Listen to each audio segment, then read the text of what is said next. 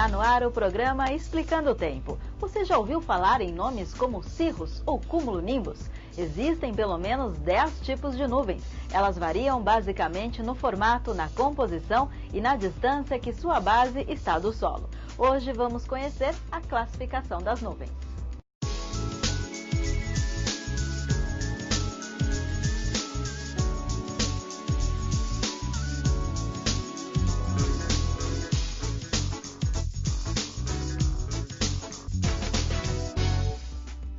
Você já parou simplesmente para admirar o céu? Elas estão lá em diversos formatos que lembram algodão, fininhas, transparentes, pretas, carregadas e até assustadoras. Definir e medir as nuvens com precisão é até hoje uma questão complicada. Os cientistas já aprenderam muito sobre as nuvens, principalmente com o advento dos satélites artificiais, durante as décadas de 60 e 70. Com o surgimento de novas tecnologias, satélites passaram a fazer diferentes tipos de observações das nuvens a partir do espaço. Olhando uma foto de satélite, é possível identificar a formação das nuvens. As áreas esbranquiçadas são exatamente as nuvens captadas pelo satélite, que estão espalhadas sobre a Terra naquele momento. Algumas são mais fáceis de serem captadas, outras nem tanto. A foto ajuda a entender também o que exatamente está acontecendo, contribuindo, por exemplo, para a previsão do tempo. Vamos então entender primeiro a sua formação. Para a formação de uma nuvem é preciso umidade. As nuvens se formam a partir de um processo físico chamado de condensação do vapor de água.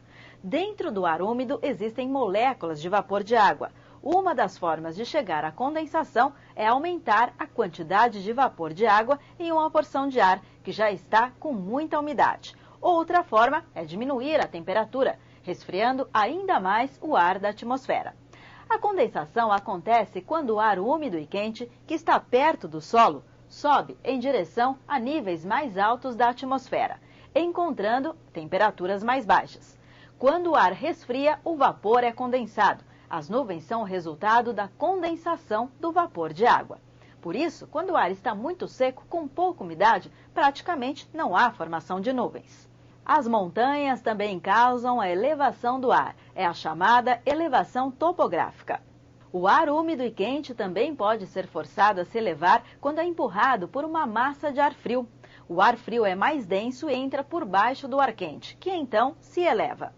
Depois de sua formação, as nuvens são transportadas pelo vento. Quando ela é forçada para cima, pode encontrar regiões onde a temperatura está bem perto de 0 grau. Então, as gotas de água podem ser total ou parcialmente congeladas. Já quando o vento força a nuvem para baixo, onde o ar está mais quente, ela pode simplesmente se dissipar por evaporação. A formação da nuvem depende, então, da temperatura e da altitude. As nuvens podem conter, ao mesmo tempo, gotículas de vapor de água, gotas de água, cristais de gelo e até neve. Mas outra coisa interessante é que dentro das nuvens também existem grãozinhos de poeira, pólen e até pequenos cristais de sal do mar.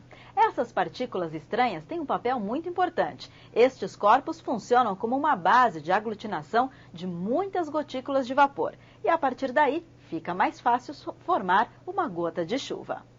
Agora que já entendemos a formação da nuvem, vamos conhecer os seus tipos e nomes. Acompanhe. A Organização Meteorológica Mundial classifica 3 grupos de altura de nuvens. As nuvens altas, que são as nuvens sólidas, com base acima de 6 km de altura do solo. As nuvens médias possuem base entre 2 a 4 km do solo e podem ser líquidas ou mistas. E as nuvens baixas, com base de até 2 km de altura do solo. Estas são constituídas também de muitas gotículas de água.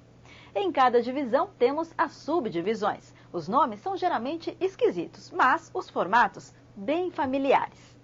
Vamos começar pela nuvem cirrus. São aquelas nuvens com aspecto delicado, sedoso, de cor branca, que lembram rabos de cavalo ou até um anzol. Ficam em torno de 8.000 metros de altitude, numa temperatura inferior a 0 grau, e são formadas por cristais de gelo. Depois vem a cirrus stratus. Elas se localizam logo abaixo dos cirrus e também são formadas por cristais de gelo. Em forma de véu, são finas e não ocultam o sol. Dão origem a um fenômeno conhecido como halo, que é um arco-íris ao redor do sol ou da lua cheia. Em seguida, temos a cirrocúmulos. Estas são bem pequenas, em forma de bolinhas quase transparentes, e são remanescentes das cirros e cirrostratus. São altas entre 5 e 11 quilômetros de altitude. Em geral, anunciam a chegada de um tempo instável. Veja agora os tipos de nuvens médias.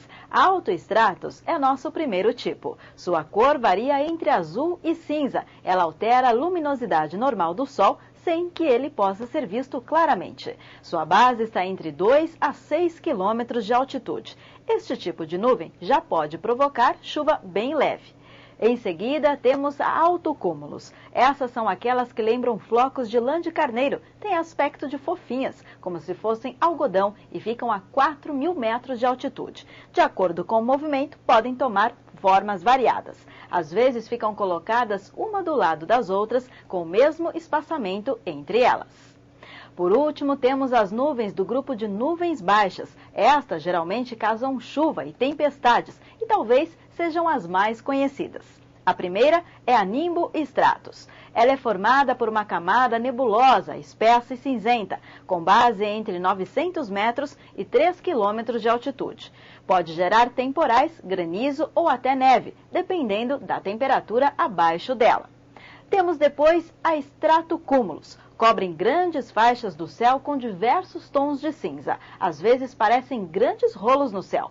Eles não são muito espessos e tendem a provocar apenas chuva fraca ou chuvisco. Ficam entre 400 metros e 2 quilômetros de altitude do Sol.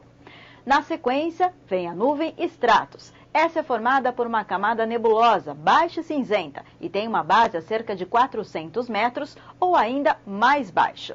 Elas não chegam a produzir chuva. Chuvisco e garoa é o máximo que conseguem ocasionar. Aparecem formações extensas que podem deixar o céu completamente nublado. Quando se formam bem perto do solo, são chamadas de nevoeiro ou neblina.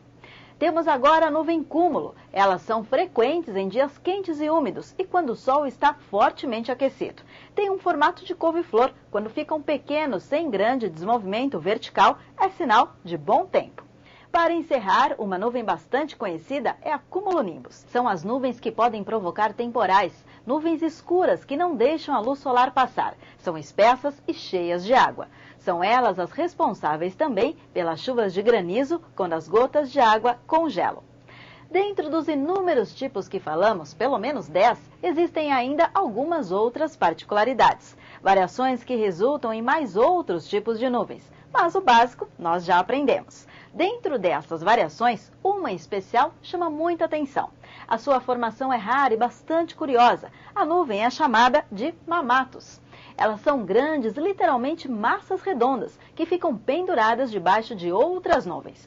As mamatus geralmente se formam debaixo de uma nuvem cumulonimbus, a mais comum nas tempestades, mas podem também acompanhar outras formas de nebulosidade, por exemplo, altocúmulos, altoestratos, stratocúmulos, entre outras. As mamatus podem parecer ameaçadoras, mas sua formação indica justamente o final do desenvolvimento de uma nuvem de tempestade.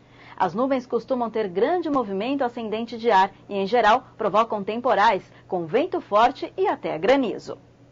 Elas se originam a partir do ar descendente mais frio e pesado, que se choca com camadas mais leves e quentes de ar abaixo delas, resultando na aparência de pequenas bolas brancas. Esta forma aparece devido às correntes de ar descendentes mais frio e pesado, que saem de dentro da nuvem e se chocam com as camadas de ar mais quentes abaixo delas. O Explicando o Tempo de hoje fica por aqui. Dúvidas e sugestões para os próximos programas, escreva para nós pelo endereço explicandotempo@climatempo.com.br. Eu espero você no próximo programa. Até lá!